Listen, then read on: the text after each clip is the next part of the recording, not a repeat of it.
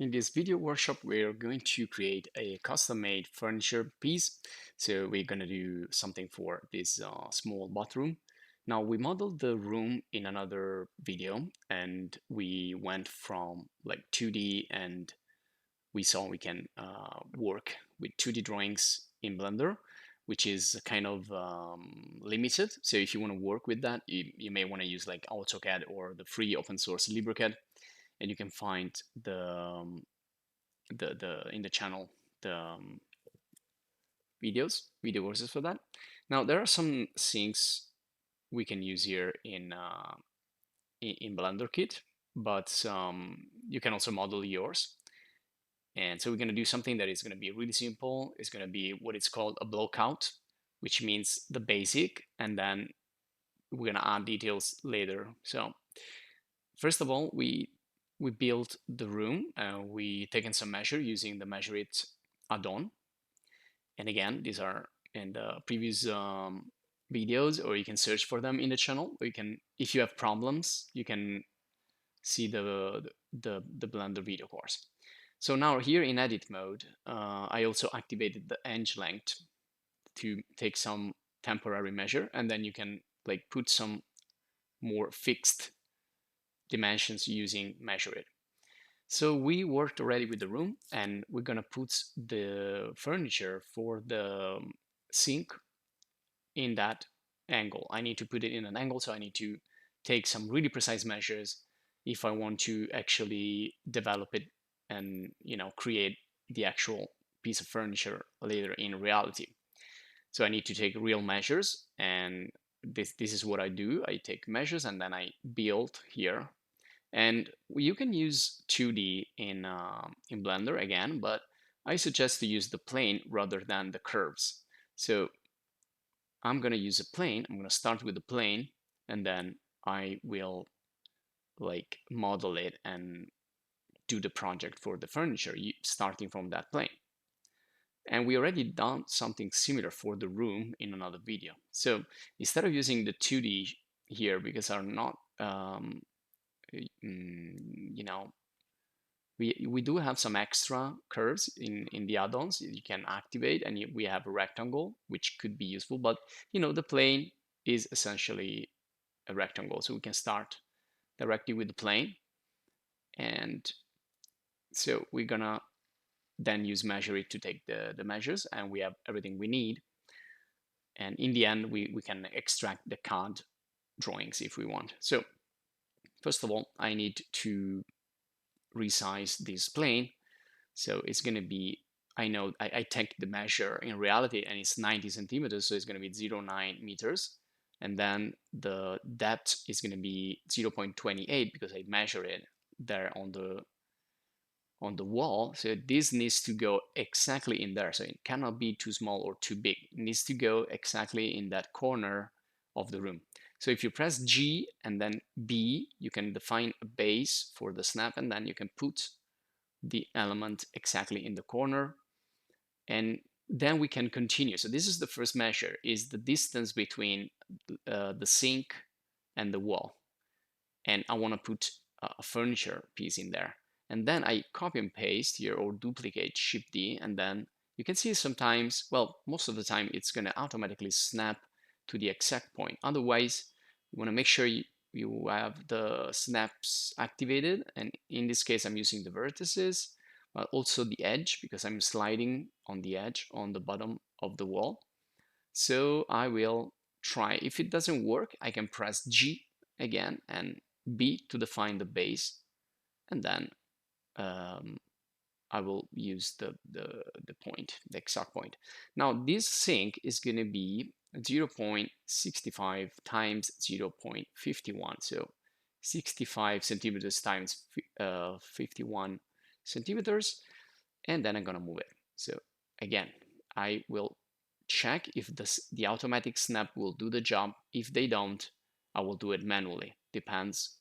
So in the situation, if I want to do it manually, G to grab, B to define the base, and then click on the specific point.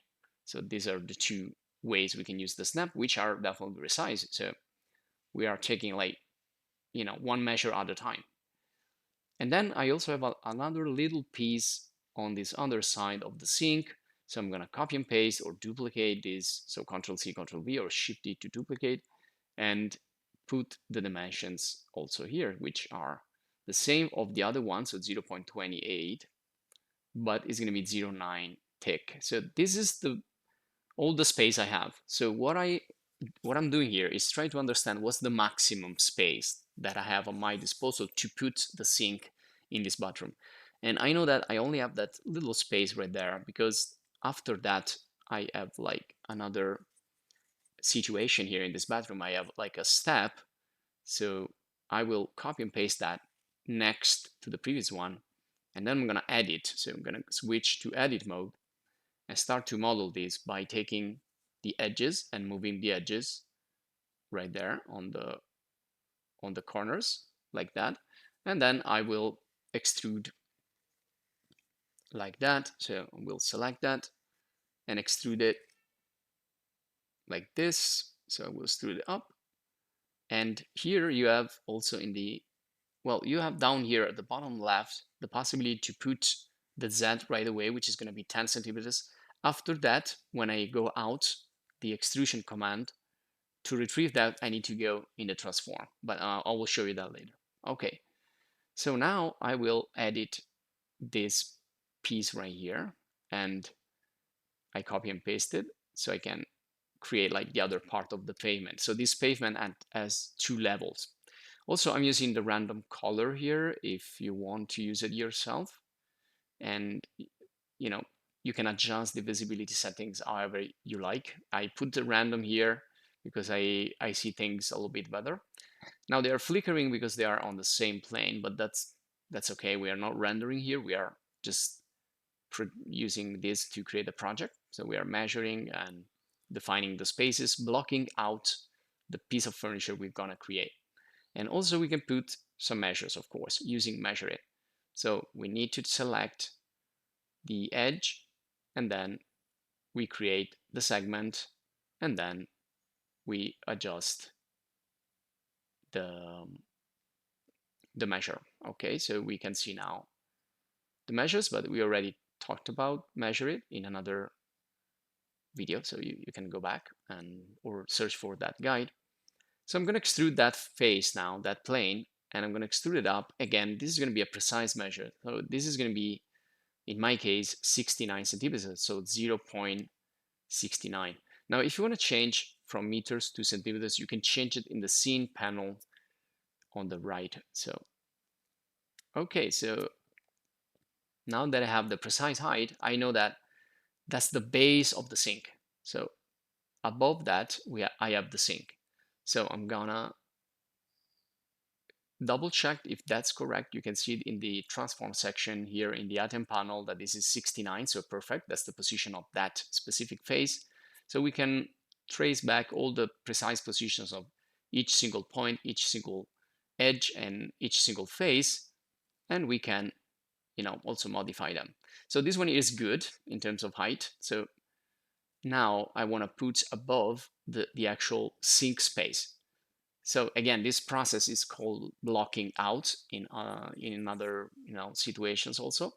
So we are just defining the bounding boxes. So I will copy and paste or duplicate this. I'm going to move it up, and you can see when I move it up, copy and paste it, it's also copying the measures. So that's handy because we have already now the measure right there.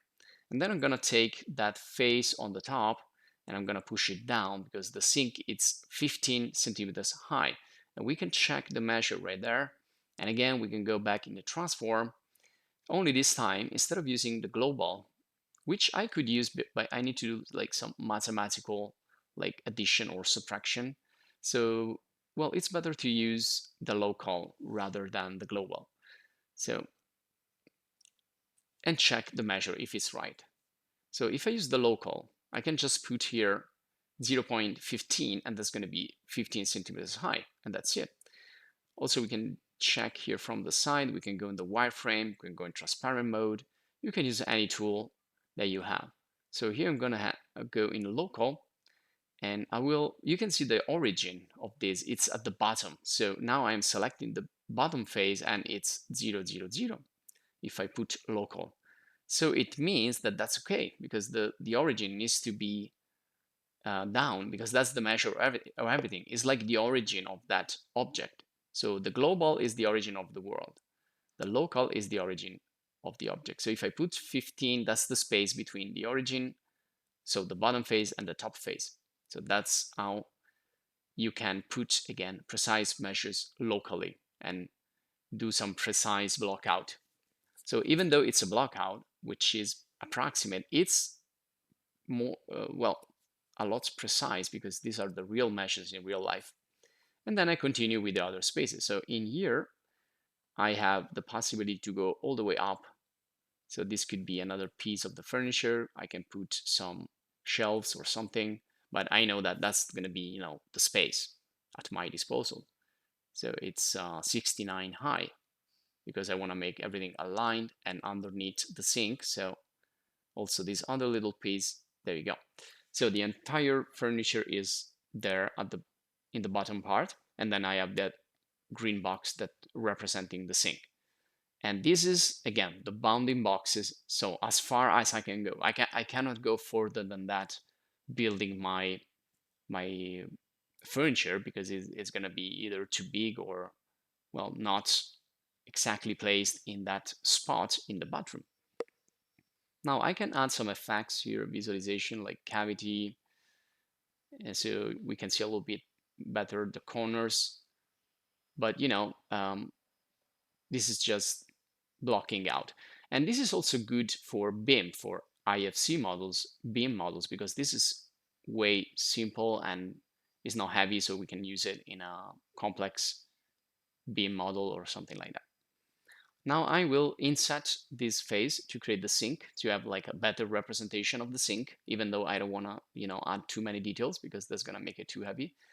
Well, actually, let's go back, and before doing that, let's go to Object, Apply, and Scale. So that will fix the measures in there. Before you actually move on into further modeling, you want to make sure that the measures are fine and the model is responding correctly. So again, I used the inset to create here the edge of the sink, which is going to be like about 2 centimeters or 3 centimeters. So it depends on the material you're using, but let's say I want to use this like that. And quickly I can move this edge like a little bit further. Again, I can be more precise, less precise. And well, in this case, I'm just adding some details to have a better representation of the sink. So I don't really need, to be so precise right now. Make sure you're not snapping at the bottom, because it's gonna flicker. So you can, again, put some local coordinates, and like 0.1, 0.2, or 0.3 from the bottom will detach it from the bottom and leave a thickness at the bottom. So I'm gonna put like 0.04, which means 4 centimeters. And then I also want to put some slope here by moving this edge a little bit up, so the water can like flow on that direction. And finally, just, you can finish with a really, really simple detail. So I just added a cube here, and then, or you can add a cube from here, and then you can position it again using the snaps. So in this case, I would use the mid snap. So G to grab, B for the mid snap, and then you can just, snap it to the edge center. It's called here mid snap. It means middle, or edge center. And finally, I will finish this by creating a really quick modeling. Again, it's kind of block out, but sometimes you have some types of furniture that have this like minimalistic design. So this could be already kind of a design. We need to add some details, but in general, it could work. And especially it's good for me to understand how much space I have in the position where I want to model my furniture, my custom made furniture. So I think that's the first important step to model a furniture piece that is really customized. And that's it. So this will be all for this quick workshop. I hope you enjoyed. If you did, subscribe to the channel, because we're going to create more, and we're going to create more videos. And also, if you want to support us, please join the channel to support us and check out other video courses and video guides. So thanks for watching. See you in the next.